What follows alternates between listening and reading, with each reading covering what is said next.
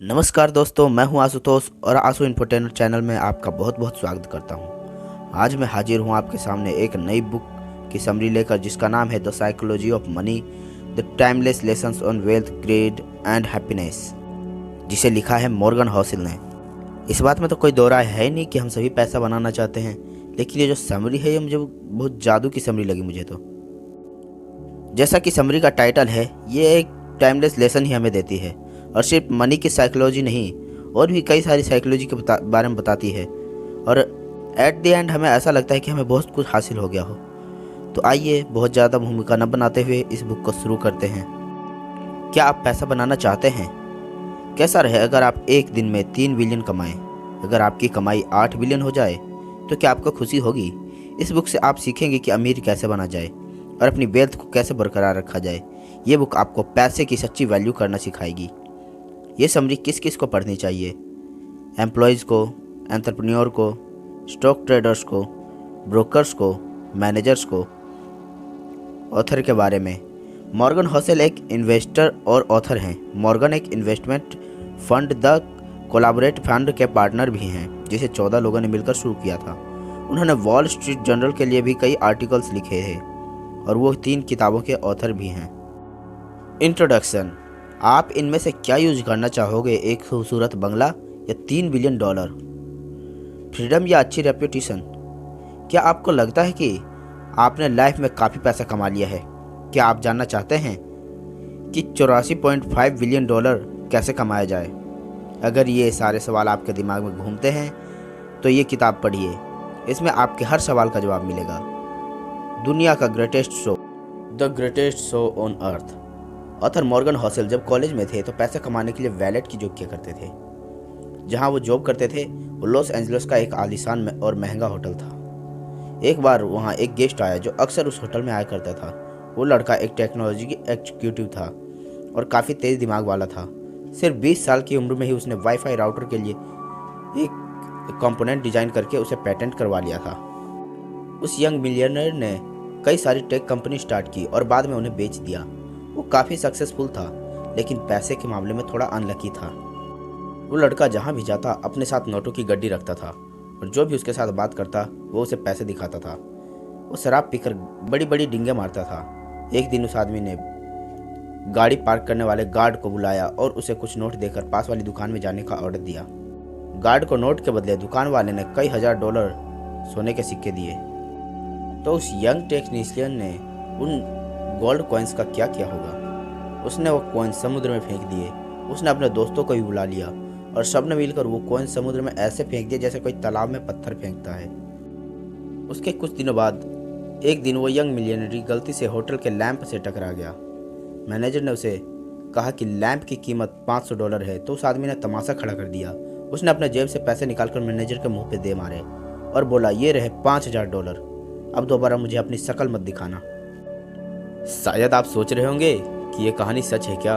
शायद आप सोच रहे होंगे कि उस यंग मिलियनर का क्या हुआ होगा। जी हाँ, ये स्टोरी एकदम सच है। इस किताब में आप कुछ ऐसी ही कहानियाँ पढ़ेंगे, लेकिन इस कहानी का लास्ट में यंग मिलियनर का दिवाला निकल जाता है। उसने कुछ ही सालों में जो कुछ कमाया था सब उड़ा दिया। उसके सारे पैसे खत्म हो गए और उसके यार दोस्त भी उसे छोड़कर चले गए। तो देखा आपने, पैसे से आप सब कुछ खरीद सकते हो पर अच्छा व्यवहार नहीं खरीद सकते। चलिए एक और कहानी सुनते हैं। रोनाल्ड रीड एक जेनिटर यानी दरबान था। वो एक छोटे से गांव में पैदा हुआ और पला बढ़ा था। वो अपने परिवार का पहला ऐसा इंसान था जिसने हाई स्कूल तक की पढ़ाई की थी। उससे भी मजे की बात तो ये थी कि वो रोज लोगों से लिफ्ट लेकर स्कूल पहुंचता था।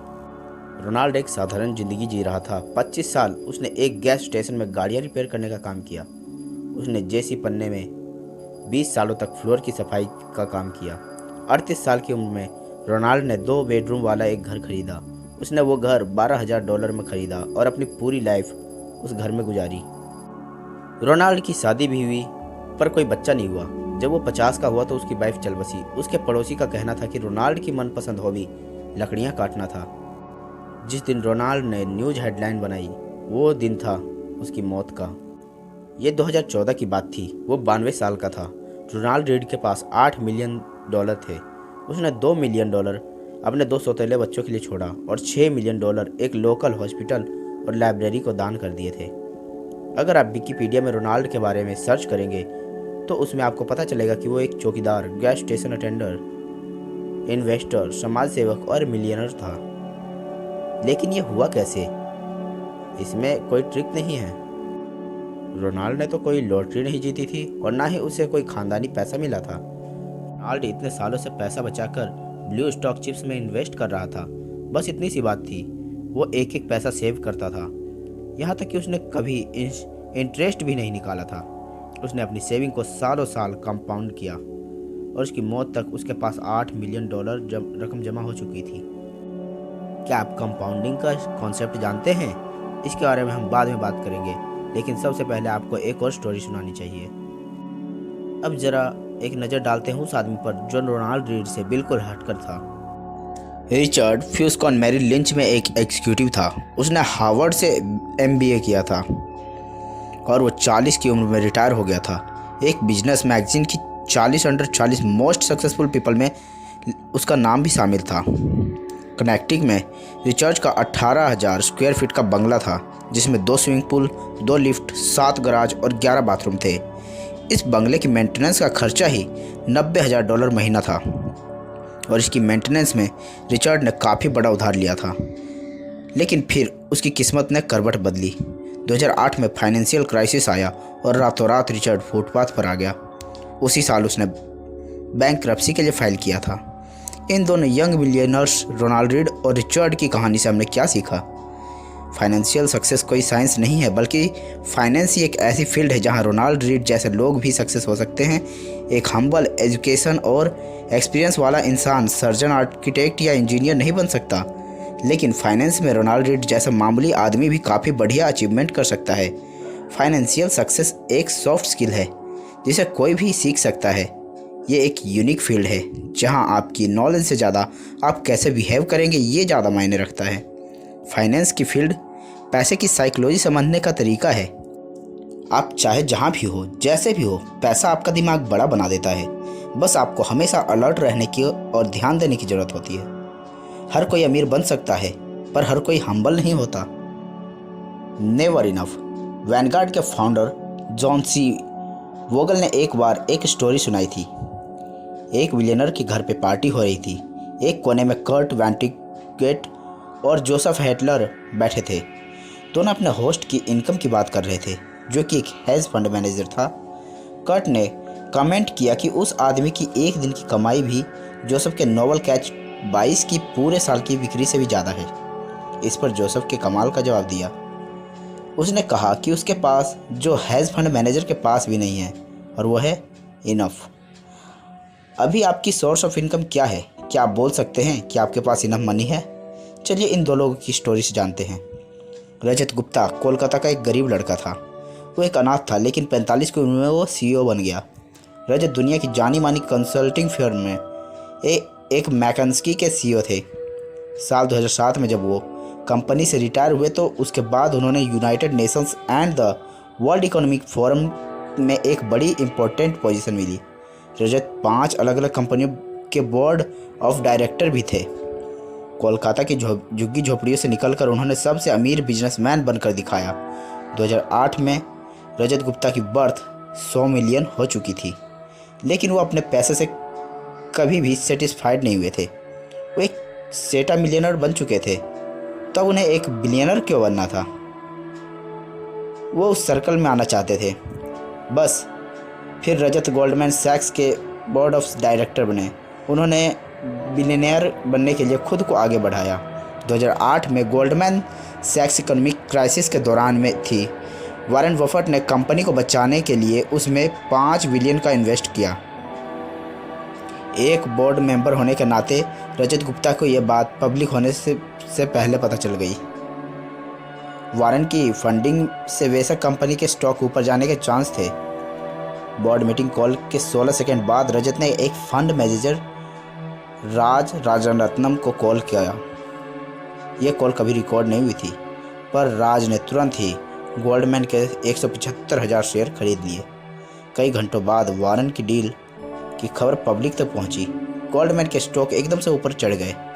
राज ने कुछ ही घंटों में $1 मिलियन कमा लिए और प्रोसिक्यूटर ने बताया कि रजत ने टोटल $17 मिलियन का प्रॉफिट कमाया। इसे इनसाइडर ट्रेडिंग का एक क्लासिकल केस माना जाता है। रजत गुप्ता ने अपनी सारी दौलत से हाथ धोया और उन्हें जेल भी जाना पड़ा। साथ ही उन्होंने अपनी रेप्यूटेशन भी गंवाई। रजत के पास पहले ही $100 मिलियन थे, तो उन्हें $1 बिलियन क्यों चाहिए थे? उसके पास पहले ही इतना धन दौलत, फेम, पावर और फ्रीडम थी, लेकिन लालच में आकर उन्होंने सब कुछ गंवा दिया क्योंकि रजत गुप्ता के पास इनफ का सेंस नहीं था। हम इस स्टोरी से 3 चीज़ें सीख सकते हैं। लेसन नंबर 1, सबसे मुश्किल फाइनेंशियल स्किल है और ज़्यादा दौलत जमा करने से खुद को रोकना। ज़्यादा पावर, ज़्यादा फेम और ज़्यादा पैसे का लालच सेटिस्फैक्शन से ज़्यादा एम्बिशन को बढ़ावा देता है। इस पॉइंट पर आकर जब आप आगे नहीं बढ़ते तो आपको ऐसा लगता है कि जैसे आप पीछे जा रहे हो, और फिर आगे बढ़ने के लिए आप बड़े से बड़ा रिस्क लेते हो। मॉडर्न कैपिटलिज्म 2 चीज़ों में बहुत अच्छा है। दौलत के साथ साथ आप लालची भी हो जाते हो। इंसान अपनी हद भूल जाता है, उसे समझ नहीं आता कि कहाँ पर रुकना है। लेसन नंबर 2, सोशल कंपैरिजन यानी दूसरों से तुलना एक प्रॉब्लम बन जाती है। मान लो एक फुटबॉल प्लेयर साल के $500,000 कमाता है, उसके पास पहले ही काफ़ी पैसा है, पर अगर आप उसकी तुलना माइक ट्राउट से करें जिसकी $430 मिलियन साल के हिसाब से 12 साल का कॉन्ट्रैक्ट है, तो हमें ये रूकी प्लेयर उसके सामने एकदम गरीब लगेगा।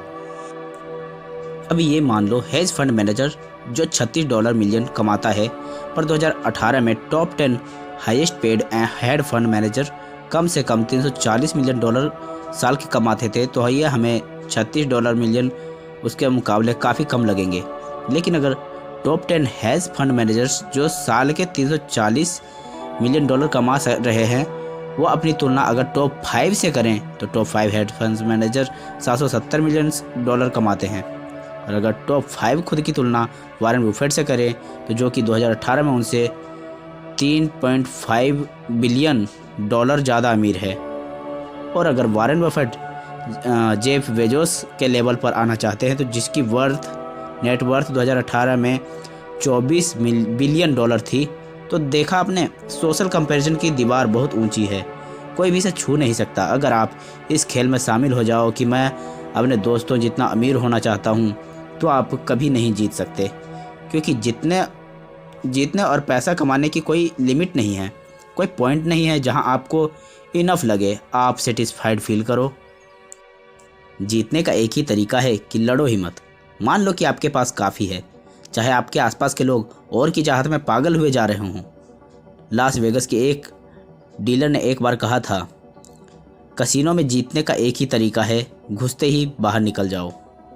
सोचो आप एक एग्जीक्यूटिव विलेज की पार्टी में हैं, आप और आपके दोस्त डिस्कस कर रहे हैं कि सबसे अमीर कौन है, जिसके पास सबसे बड़ा घर है, और कौन सबसे ज़्यादा फेमस है और किसे लोग सबसे ज़्यादा पसंद करते हैं। लेकिन आप देखोगे कि विनर कोई भी नहीं होगा, जीतेगा वही जो अपने आप से सेटिस्फाइड है, जो एक छोटे से घर में प्यार करने वाली फैमिली के साथ एक हंसी खुशी एक खुशहाल ज़िंदगी जी रहा है। लेसन नंबर 3, कुछ चीज़ें पैसे, फेम और पावर से भी ज़्यादा बढ़कर होती हैं, चाहे आपके पास ये सब कितना भी ज़्यादा हो क्यों ना हो। ये बातें रजत गुप्ता ने जेल से छूटने के बाद न्यूयॉर्क टाइम्स में अपने इंटरव्यू में कहा था। उनसे जब पूछा गया था कि उन्होंने इस घटना से क्या सीखा, तो वो बोले, किसी भी चीज़ से ज़्यादा अटैचमेंट मत रखो, चाहे वो आपकी रेपुटेशन हो या आपकी अचीवमेंट हो, ये चीज़ें आपको कोई मैटर नहीं करती। इस हादसे ने मेरी पूरी रेपुटेशन बर्बाद करके रख दी, लेकिन मैंने अब सीख लिया है कि मुझे इससे भी ज़्यादा अटैचमेंट नहीं रखनी चाहिए। रजत गुप्ता खुद को बचाना चाहते थे, वो अपनी किए की सफाई दे रहे थे, वो खुद की को ही तसल्ली दे रहे थे कि उनकी रेपुटेशन उनके लिए अब और मायने नहीं रखती। लेकिन उनका कहना गलत था। रेपुटेशन बेशकीमती है, फ्रीडम बेशकीमती है, परिवार और दोस्त भी बेशकीमती हैं, लोगों को प्यार करना और बदले में उनका प्यार पाना भी बेशकीमती है, खुशियाँ बेशकीमती है। लेकिन पर ये सब पाने का एक ही तरीका है कि आप अपनी हद समझें, आपको याद रहे कि कब रिस्क लेने हैं और कब इनफ का मतलब इनफ है। सो कॉन्ग्रेचुलेसन्स गाइज, अगर आप यहाँ तक पहुँच गए हैं इसका मतलब आप अपना नॉलेज बढ़ाना चाहते हैं, आपको अपने मेहनत के पैसे से प्यार है, तो दोस्तों मिलते हैं इस बुक के second part the psychology of money के पार्ट 2 में, जहां आपको इससे आगे की कहानी जानने को मिलेगी और आपका नॉलेज इम्प्रूव होगा। वीडियो को लाइक करें और अगर आपने अभी तक हमारा चैनल सब्सक्राइब नहीं किया है तो चैनल अभी सब्सक्राइब करें, क्योंकि आपको इस तरह के काम के वीडियोज़ इस चैनल पर मिलते रहेंगे। तब तक के लिए टेक केयर, गुड बाय।